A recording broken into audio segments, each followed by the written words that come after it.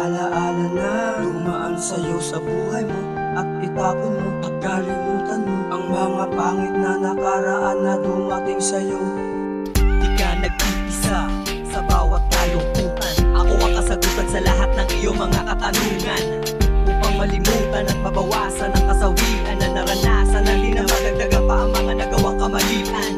Huwag kang mag-alinlangan at huwag kang malumbay. Sa dagok ng buhay ay kailangan mo lamang makasabay.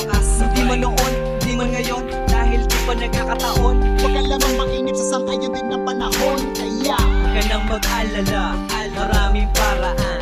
Di mo kailangan gunitain mga alaala mo sa nakaraan. Tandaan na, lagi may masasayang araw na sa iyo darating. Huwag kang mawawala na pag-asa, makakamit mo rin ang iyong mga hinihiling. Malungkot, isipin mo na lang, di ka na mag-isa. Huwag ka nang mag-alala.